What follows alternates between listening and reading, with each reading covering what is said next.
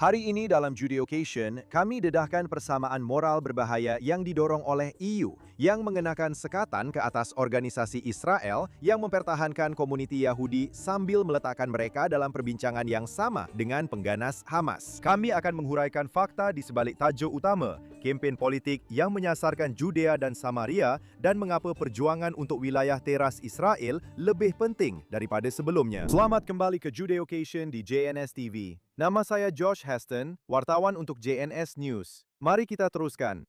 Kayla Kala, Wakil Tinggi EU untuk Hal Ehwal Luar Negeri dan Dasar Keselamatan, serta Naib Presiden Suruhanjaya Eropah, mengumumkan perkara berikut di X minggu ini.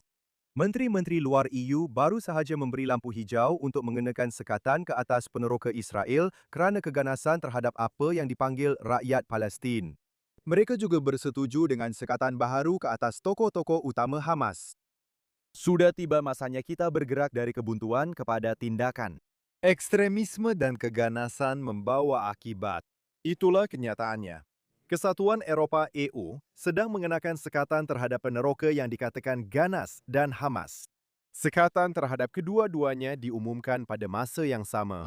Dalam erti kata lain, peneroka Israel disamakan dengan Hamas, sebuah organisasi pengganas yang bertanggungjawab membunuh ribuan orang.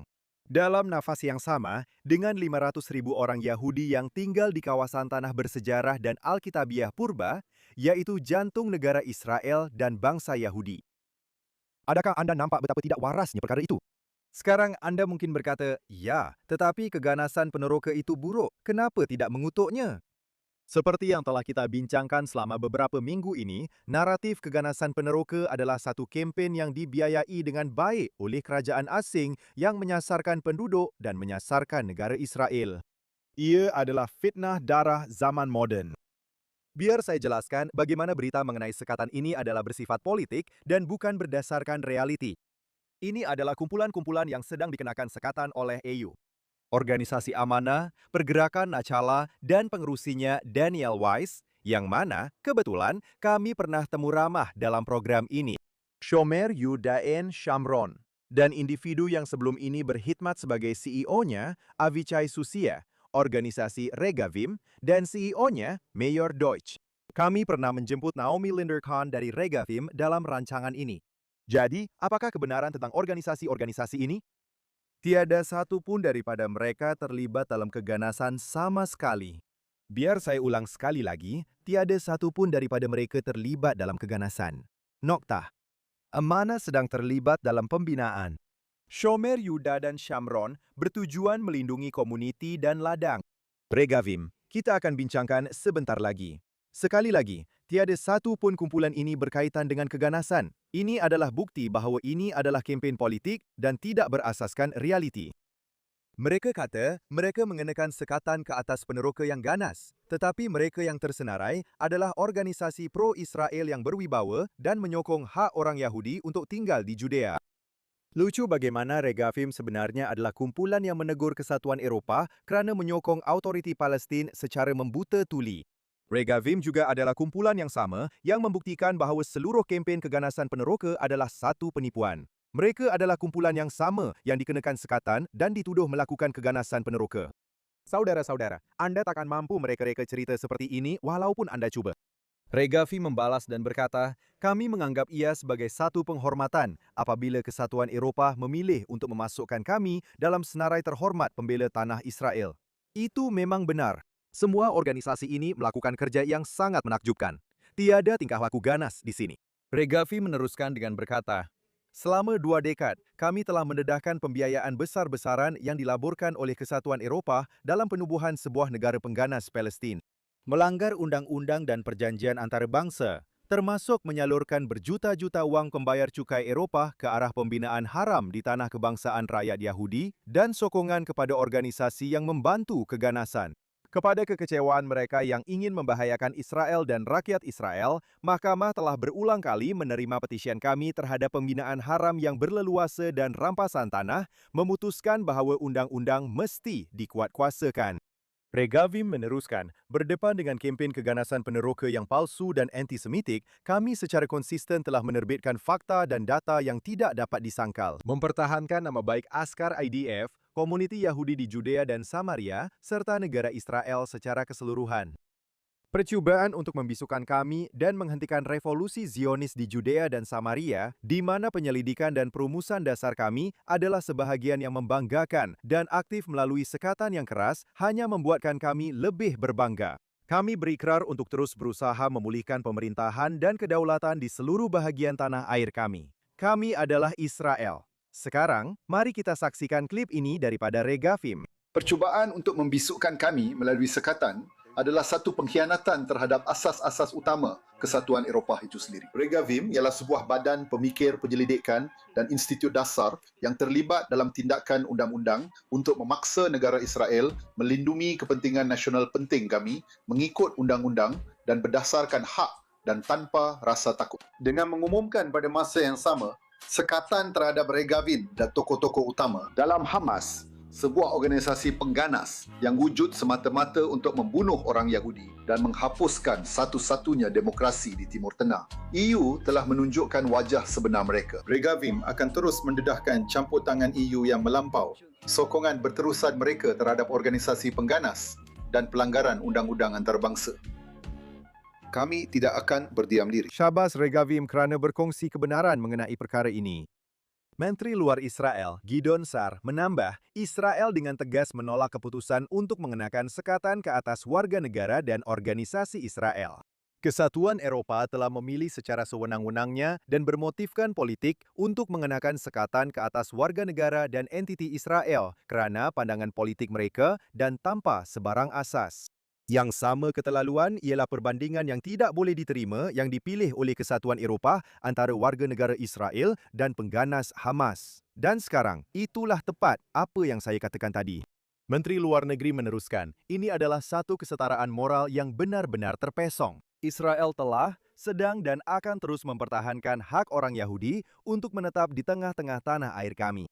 Tiada bangsa lain di dunia yang mempunyai hak yang begitu jelas didokumenkan dan telah lama wujud terhadap tanah mereka seperti mana bangsa Yahudi terhadap tanah Israel. Ini adalah hak moral dan sejarah yang juga telah diiktiraf oleh undang-undang antarabangsa dan tiada pihak yang boleh mengambilnya daripada bangsa Yahudi. Percubaan untuk memaksakan pandangan politik melalui sekatan adalah tidak boleh diterima dan tidak akan berjaya.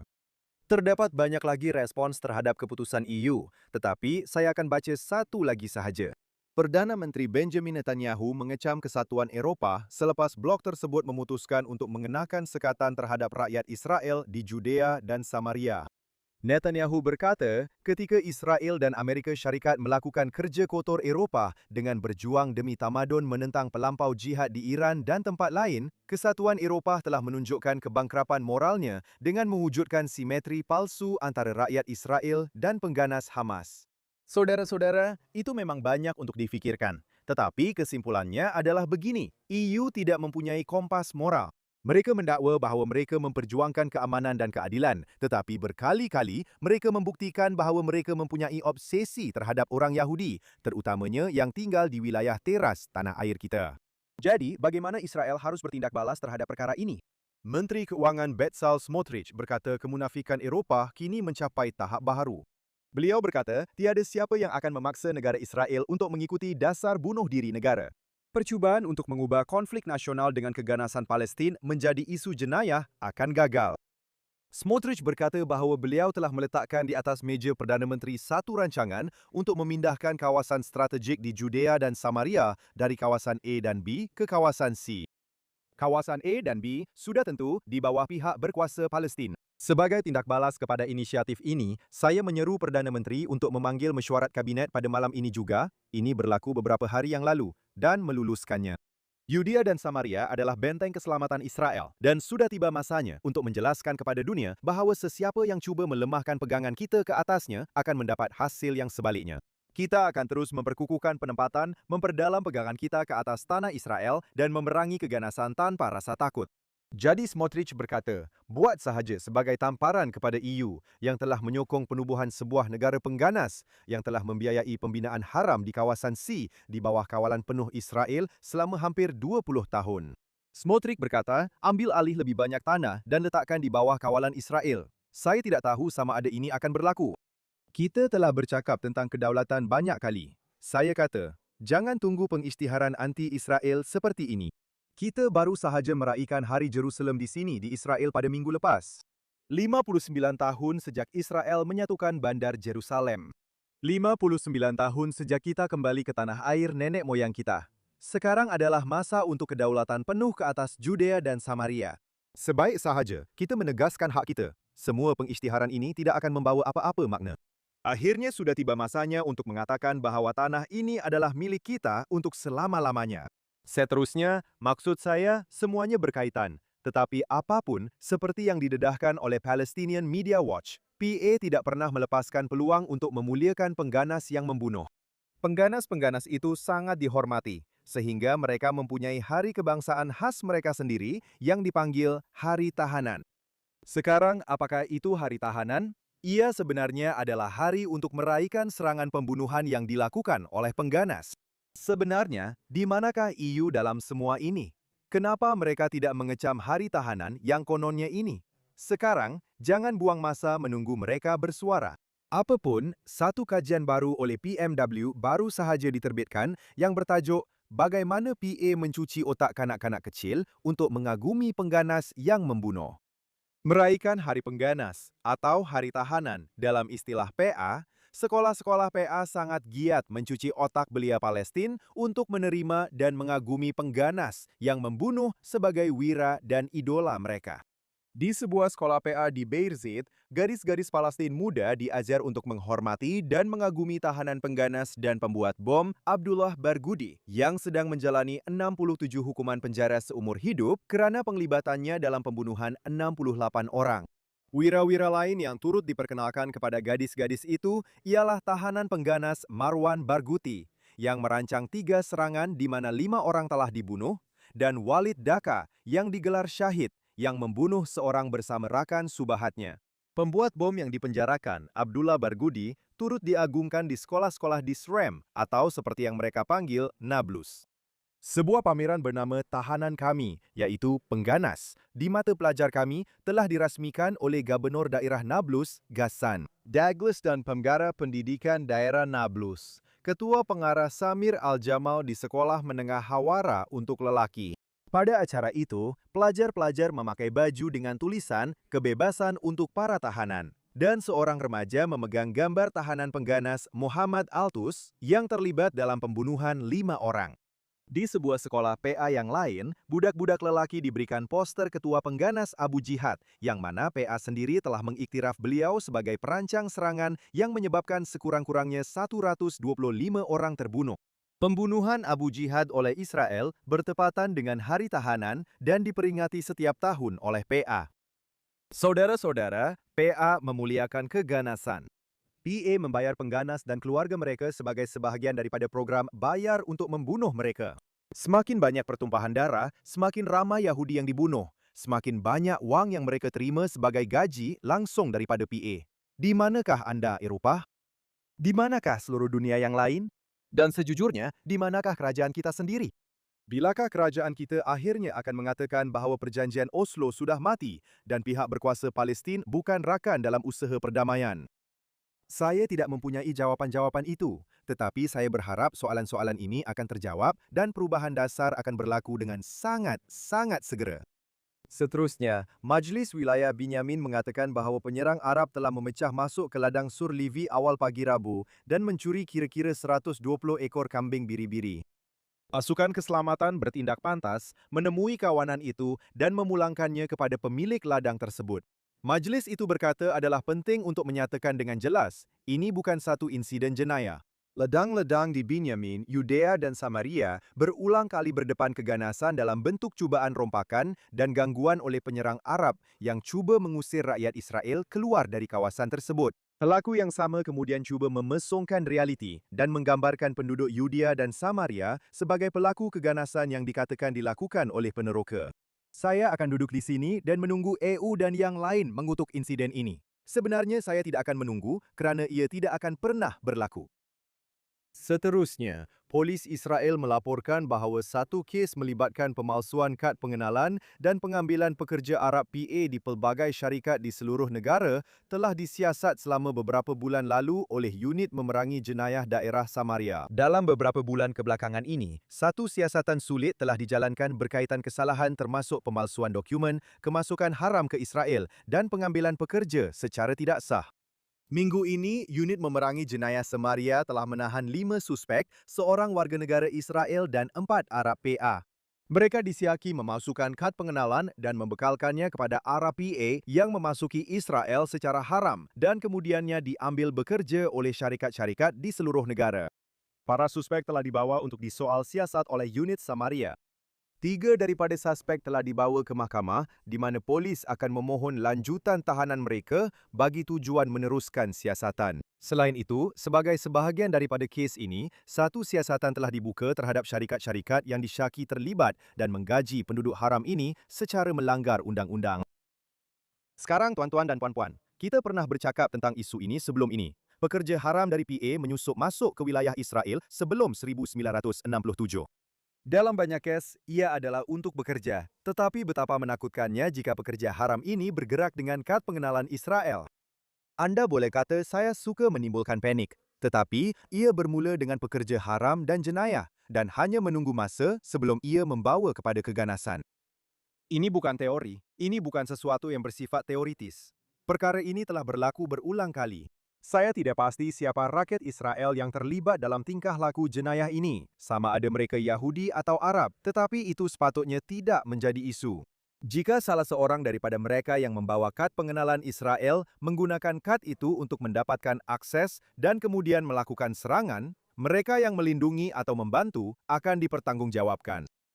Bagus pihak polis campur tangan dan berjaya menumpaskan sindiket jenayah ini. Satu-satunya persoalan ialah berapa ramai lagi yang masih ada di luar sana. Dan itu adalah satu pemikiran yang menakutkan. Dalam berita lain, pegawai polis sempadan Israel telah menumpaskan seorang lelaki bersenjata PA yang melepaskan tembakan ke arah pasukan semasa operasi menentang keganasan di Samaria pada pagi Isnin lalu. Suspek melepaskan tembakan ke arah pasukan Israel dengan senapang selepas pegawai polis sempadan berpakaian preman memasuki kampung Kalandia menurut kenyataan polis Israel. Pegawai-pegawai tersebut membalas tembakan dan menumpaskan penyerang itu. Keadaannya tidak dapat dipastikan dengan segera. Tiada anggota pasukan Israel yang cedera dalam insiden tembak-menembak itu, menurut polis. Pengganas PA menyasarkan orang Yahudi Israel di Judea dan Samaria sekurang-kurangnya 5.051 kali pada tahun 2025, menurut angka yang diterbitkan oleh Penyelamat Tanpa Sempadan atau Hatzalah, Judea dan Samaria, sebuah NGO Israel.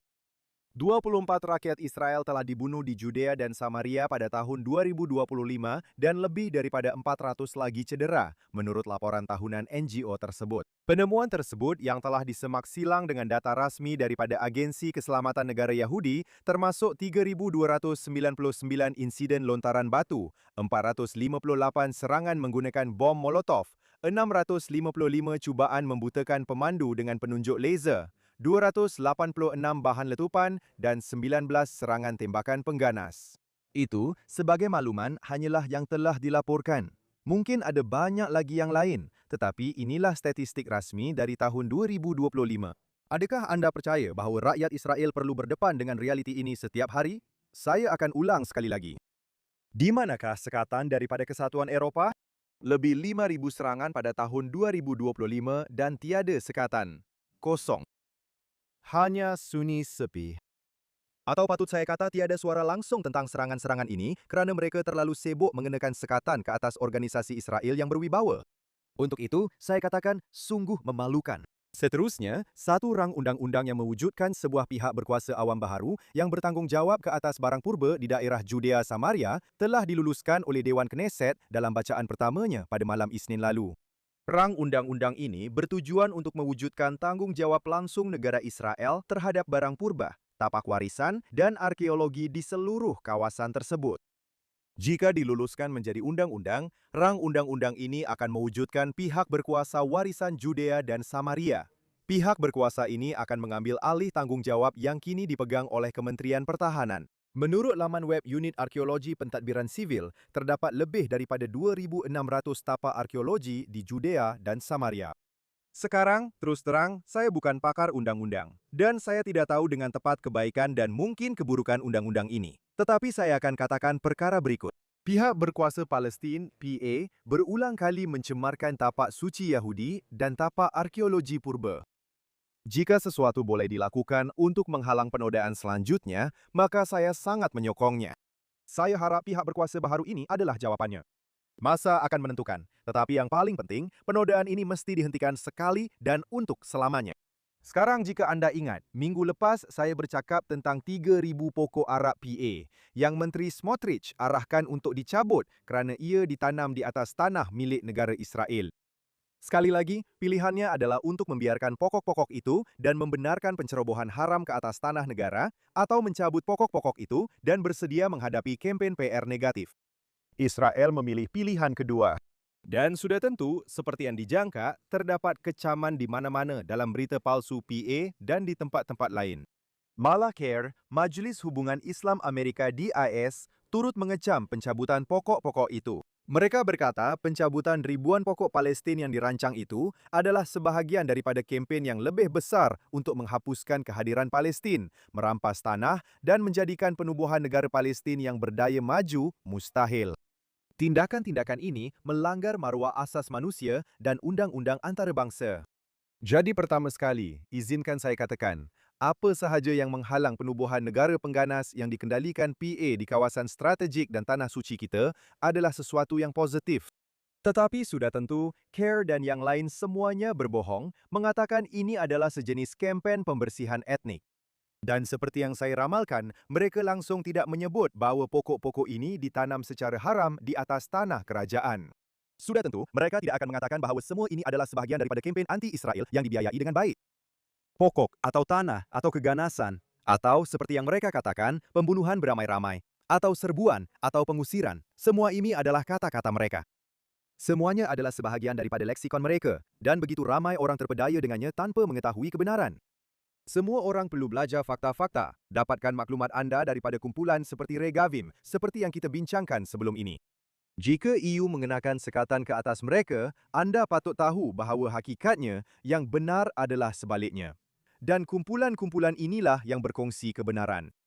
Itu sahaja untuk Judeocation hari ini. Nama saya Josh Hastings, koresponden untuk JNS News di sini di JNS Media Hub di Baitul Maqdis, ibu kota abadi negara Israel dan bangsa Yahudi. Saya ingin mengucapkan terima kasih kepada mereka yang bekerja di belakang tabir di JNS TV, penerbit Barbara Kanimov, jurutera Arn Wogalanter, Zach Sickerman, Ryan Liss, dan pengurus TSN kami, Yuri Svertsky. Terima kasih kepada penyunting video kami, Ksenia Pelashenko. Terima kasih banyak kerana bersama kami di JNS TV. Pastikan anda melayari JNS TV untuk program hebat yang datang dari Baitul Maqdis ini.